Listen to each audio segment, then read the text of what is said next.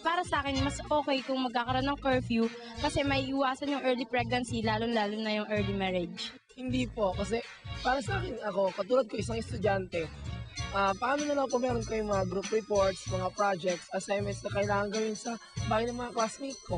Siyempre, hindi namin magagawin sa araw kasi may pasok kami. So, galing namin sa school, siyempre, tutulong muna kami sa bahay. Kaya, gabi lang yung free time namin para gumawa ng mga yon.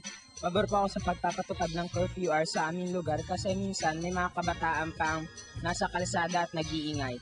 Katulad ko, hindi rin maganda yun sa akin kasi 10 ng gabi, nagre-review pa ako noon at yung mga kabataan naman sa kalsada ay nag-iingay. So, hindi ako makapag-concentrate. At para rin sa mga kapitbahay, hindi yun maganda kasi oras na ng tulugan yun. Hindi po, kasi hindi naman ningid sa atin na yung mga kabataan, lalo na yung mga mag-aaral, ay maraming activities. What if, for example, yung teacher nagbigay ng assignment or project, tapos group activity siya, then kailangan siyang submit kinabukasan, then dapat siyang pagpuyatan at gawin at para tapusin.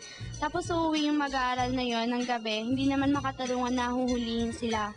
Then, syempre yung mga college students, ang vacant time lang nila for practicing is yung hapon na hanggang sa gabi. Nalampas naman na sa curfew hour. Napakaraming advantages, hindi lamang sa mga mamamayan sa lugar, kundi pati na rin sa mga biyahero. Tulad na lamang sa pag nakasakay ka sa bus, dumaan kasi sa madilim na lugar, maraming mga gang. Siyempre, yung iba doon namamato. Para maiwasan ito, kailangan talaga ng curfew at maiwasan yung mga krimen tulad ng sex, rape, yung mga pagpatay.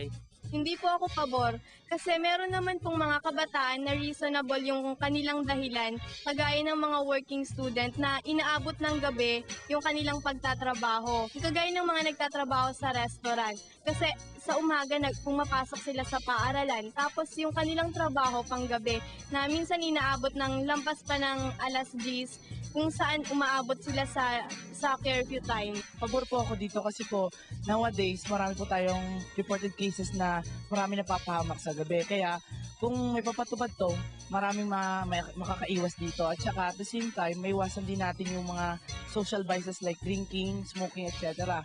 At saka hindi naman siguro mababawasan yung social interaction ng mga tao ngayon pag ginawa nila yun eh.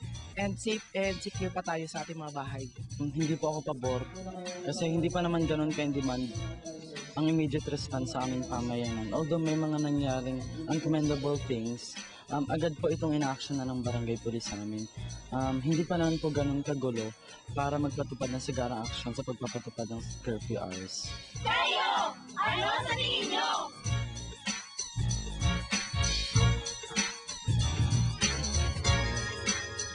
Ang Kabataan Express ay hatid sa inyo ng UNICEF.